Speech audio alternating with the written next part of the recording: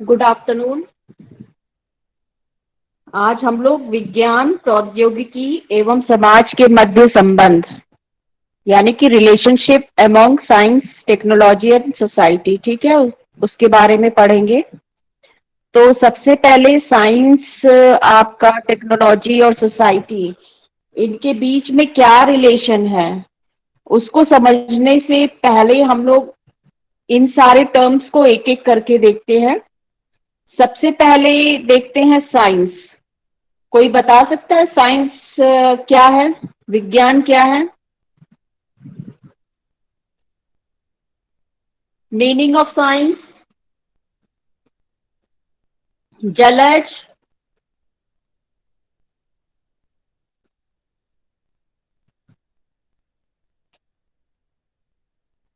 किसी को नहीं मालूम meaning of science? Ma'am, nature में प्रेजेंट सभी चीजों का क्रमबद्ध अध्ययन। और कौन बताएगा?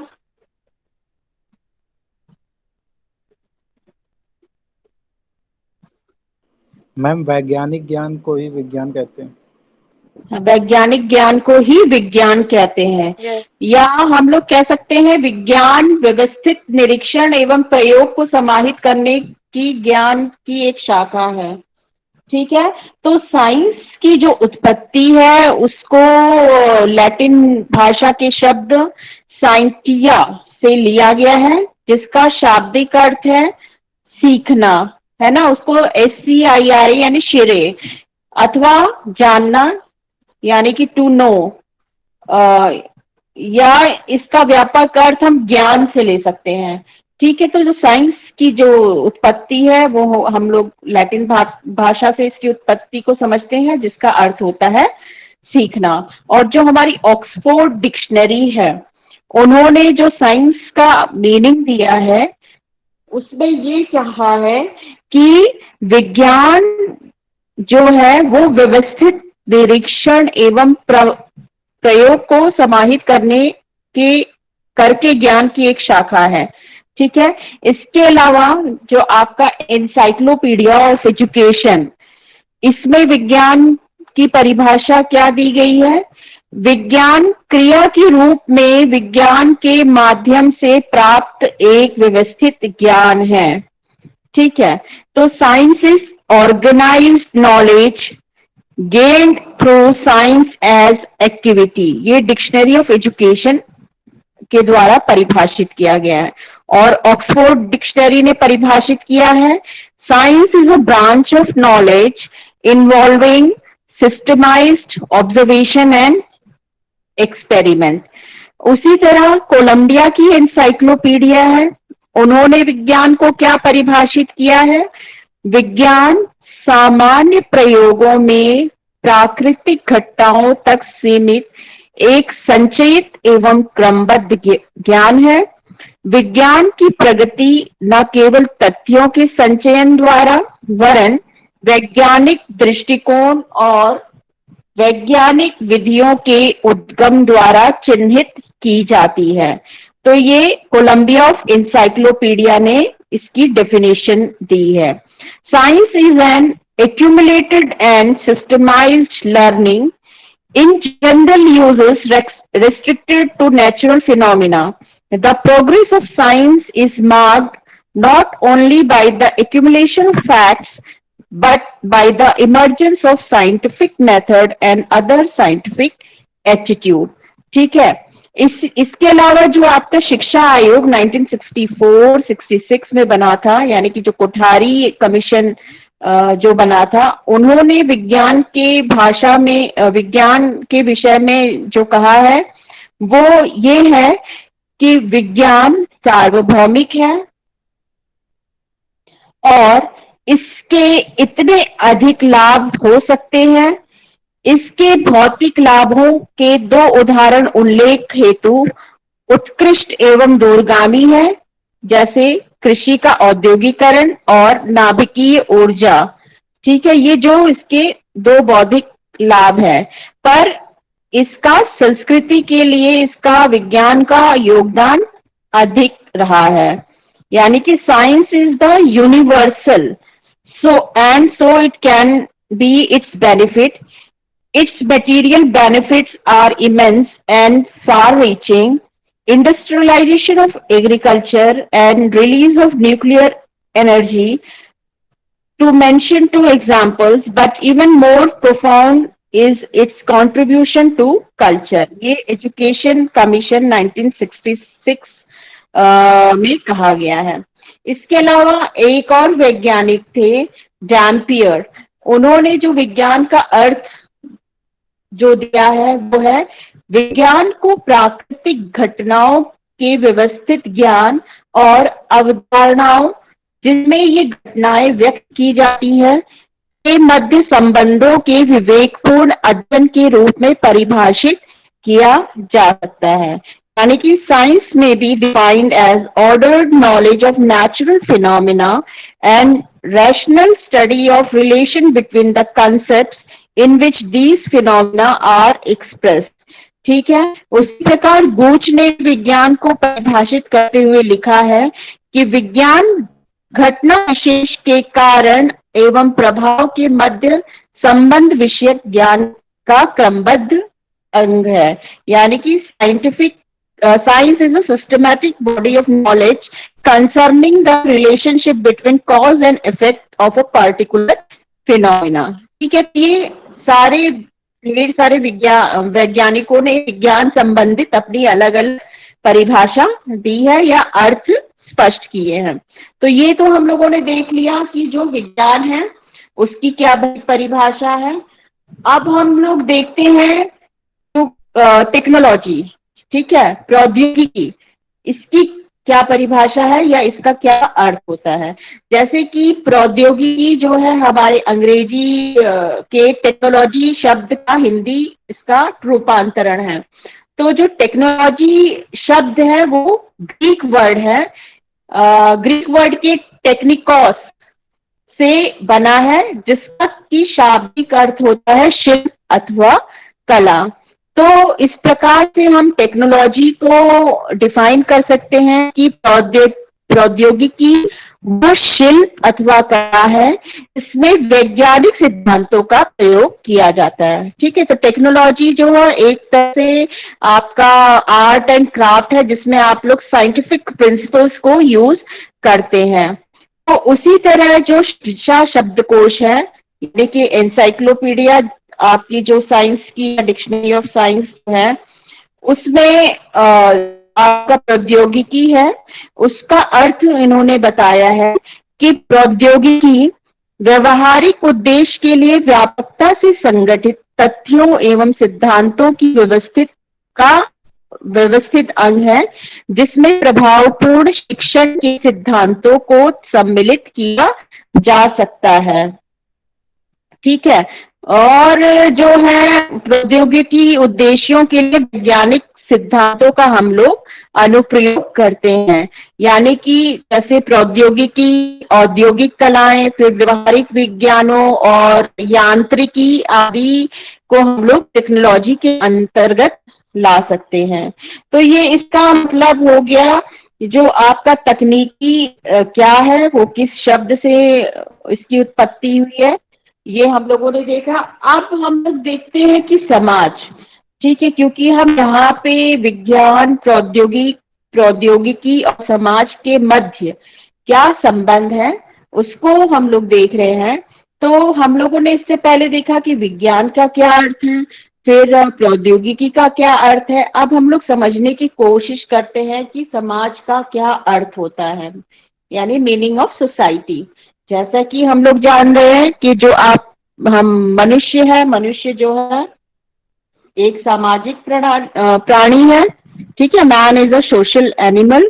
और जो मनुष्य जो शिशु के रूप में किसी न किसी परिवार में जन्म जब वो लेता है तो वो एक जैविक प्राणी होता है, पर जन्म के बाद वो परिवार में रहते हुए समाज की जानकारी प्राप्त करता है। ठीक है। समाज में क्या गतिविधियां हो रही है, समाज किसे कहते हैं, समाज में उठना बैठना सीखना बोलना, ठीक है, ये समाज में वो सीखता है। और परिवार से ही वह समाज से जुड़ता है। पहले वो परिवार से जुड़ता है, फिर उसके बाद समाज से जुड़ता है। इस प्रकार हम लोग कह सकते हैं कि व्यक्ति से ही समाज बनता है ना। ढेर सारे जब व्यक्ति एकत्रित होते हैं तो वो समाज का निर्माण करते हैं, और समाज में समाजीकरण की प्रक्रिया के माध्यम से वह सामाजिक प्राणी बनता है। तो इस प्रकार मनुष्य को सामाजिक प्राणी बनाने में समाज की विशेष भूमिका होती है, और व्यक्तियों या मनुष्यों से ही समाज बनता है। तो समाज का अर्थ क्या है? एनसाइक्लोपीडिया या डिक्शनरी ऑफ एजुकेशन जो जिसने समाज के बारे में अपनी परिभाषा दी है या अर्थ कहा है, उसमें क्या है कि समाज सहिष्णु मिलकर काम करने वालों का एक सामाजिक समूह है जो इस प्रकार काम करता है जिससे स्वयं की वो देखरेख कर सके। ठीक है, तो यानी कि जो समाज होता है वो आपस में मिलजुल कर काम करने को इसमें कहा गया है कि वो समाज होता है। उसी तरह मैकाइवर एंड पेज, ठीक है, उन्होंने समाज के विषय में लिखा है कि समाज बहुत से समूह एवं वर्गों के मानव व्यवहार के और स्वातंत्र के नियंत्रणों की सत्ता एवं परस्पर सहायता के व्यवहारों एवं प्रक्रियाओं की व्यवस्था करता है। ठीक है, अब हम लोग देखते हैं, हम लोगों ने पढ़ लिया कि विज्ञान क्या होता है, समाज क्या होता है, तकनीकी क्या होता है। तो अब हम लोग देखते हैं कि जो विज्ञान है, आपका प्रौद्योगिकी है और समाज है, उसके बीच में संबंध क्या है। तो जैसे कि हम लोगों ने ऊपर चर्चा की विज्ञान के बारे में, प्रौद्योगिकी के बारे में और समाज के बारे में, तो इससे ये स्पष्ट हो जाता है कि विज्ञान ने प्राकृतिक घटनाओं एवं अवधारणाओं के मध्य संबंधों का व्यवस्थित निरीक्षण एवं परीक्षण के माध्यम से ज्ञान को एक नूतन क्षितिज की ओर इसको बढ़ाया है। और जो आपका प्रौद्योगिकी है, प्रौद्योगिकी के विकास ने उस नवीन ज्ञान को एक अच्छा मार्ग दिया है। तो अगर हम लोग टेक्नोलॉजी की बात करें, साइंस की बात करें, इसी से अगर हम लोग साइंस एंड टेक्नोलॉजी यूज करते हैं तो जो हमारा समाज है उसमें हम लोगों को ढेर सारे इकोनॉमिकल चेंजेस, फिर आपके सोशल चेंजेस ये देखने को मिलते हैं, और इसके ही यूज से हम लोग का जो समाज है वो प्रगति कर सकता है। तो ये कह सकते हैं कि विज्ञान, प्रौद्योगिकी और समाज के मध्य सामंजस्यपूर्ण पारस्परिक संबंध के कारण ही संभव हो पाया है। यानी कि हम जो विज्ञान है और तकनीकी है और हमारा समाज अगर आपस में एक दूसरे से अगर जुड़ा हुआ है तो वो आगे चल के अपने जो देश की आर्थिक सहायता कर सकता है। और अगर हम लोग विकासोन्मुख समाज में विकास के साधनों में विज्ञान और तो जो आपकी प्रौद्योगिकी है उसकी हम लोग भूमिका देखते हैं, बहुत ही विशेष होती है। समाज में जितने भी आपकी समस्याएं, सामाजिक समस्याएं, जैसे आपका जनसंख्या विस्फोट हो गया ना, पॉपुलेशन एक्सप्लोजन, फिर आपका माल न्यूट्रिशन, कुपोषण हो गया, पॉल्यूशन यानी प्रदूषण हो गया, फिर आपका जो है प्राकृतिक संसाधनों का न्यूनीकरण। ठीक है, हम लोग देख रहे हैं कि दिन प्रतिदिन जो है हम लोग प्राकृतिक जो संसाधन जो है प्रकृति को नष्ट कर रहे हैं, पेड़ पौधों को काट रहे हैं। ठीक है, तो इसके क्या जो है नुकसान है, फिर आपकी गरीबी, फिर आप हेल्थ हो गया, हेल्थ इश्यूज आ गए। अभी हम लोग देख रहे हैं कि कोरोना जैसी जो बीमारियां हैं, ठीक है, वो कैसे प्रभावित कर रही है, इसके कितनी हमें नुकसान हम लोगों को उठाना पड़ रहा है। फिर अगर जो आपका बैक्टीरिया है या आपका केमिकल हो गया या परमाणु युद्ध, ठीक है, ये सारी जो घटनाएं हैं इस इसका हम लोग अगर निवारण करने की बात करें, कैसे हम लोग इसको कम कर सकते हैं, तो इसके लिए जो है विज्ञान हमें उपाय सुझाता है, और जो हमारी टेक्नोलॉजी है उसको ये जो भी उपाय है उसको कैसे हम लोगों को सिद्ध करना है, ठीक है, उसके लिए हम लोग टेक्नोलॉजी यूज करते हैं। तो जिसके कारण जो हमारी ये जितनी समस्याएं हैं जो अभी हम लोगों ने बताया, उससे हम लोग कैसे मुक्ति पा सकते हैं, और अगर हम लोग इन समस्याओं से मुक्ति पाएंगे तभी हम लोगों का समाज जो है वो प्रगति करके आर्थिक जो दृष्टि है उसमें आगे बढ़ेगा। और फिर जब हमारा समाज प्रगतिशील होगा तो हमारा मानव जीवन भी बहुत ही संपन्न होगा, खुशहाल होगा, ठीक है। फिर औद्योगिक प्रगति में आप लोग ग्रीन रिवॉल्यूशन, ठीक है, इसका भी नाम आप लोगों ने हरित क्रांति का नाम सुना है। तो वो जो हरित क्रांति है ये भी विज्ञान और टेक्नोलॉजी की ही देन है, जिससे कि हमारे समाज को आधुनिकता की ओर हमारा समाज जो है अग्रसर हुआ है। और समाज में जितने भी हमारे नए नए विचारधाराएं हैं या जो नए नए मूल्य हैं उसको बढ़ावा मिला है। हम लोग उचित निर्णय लेने की क्षमता हम में विकसित हुई है, ठीक है। और ये सब कारणों से जो है हमारा राष्ट्र जो है धीरे धीरे प्रगति कर रहा है। तो ये हम लोग अंत में ये कह सकते हैं कि ये स्पष्ट हो जाता है कि जो हमारा विज्ञान है, आपका प्रौद्योगिकी है और समाज है, उनके बीच में कहीं ना कहीं इंटर रिलेशन है। तो हम लोग जो छात्र हैं उसको, छात्रों को समाज के लाभ के लिए कैसे हम लोग अपने विज्ञान और प्रौद्योगिकी का प्रयोग करेंगे, ये हम लोगों को छात्रों को बताना चाहिए, और उसके प्रयोग के लिए हम लोगों को छात्रों को प्रोत्साहित भी करना चाहिए। तो अंत में ये भी हो कह सकते हैं कि जो समाज के लाभ के लिए विज्ञान और प्रौद्योगिकी ये दोनों जो है उत्तरदायी है। अगर हम लोगों के पास विज्ञान नहीं है, टेक्नोलॉजी नहीं है, तो कहीं ना कहीं हम लोग जो है अब हमारा देश जो है वो पीछे जा सकता है।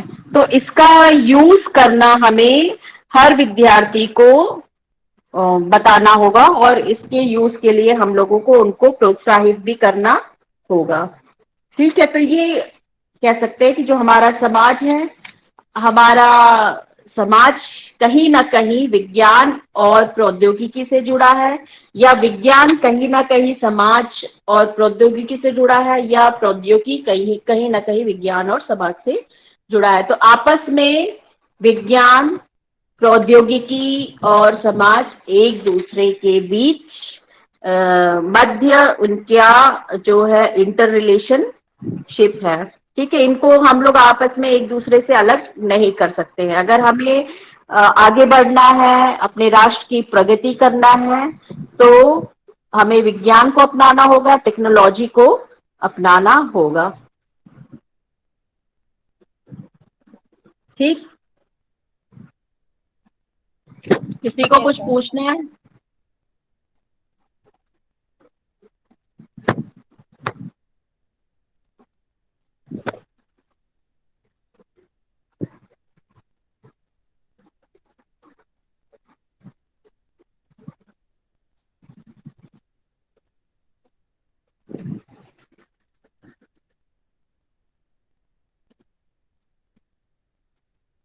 कुछ पूछना है तुम लोगों को?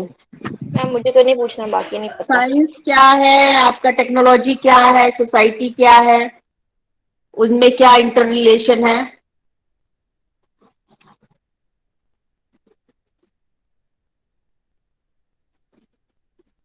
ठीक है, फिर नहीं पूछना तो फिर क्लास ओवर करते हैं। Okay ma'am.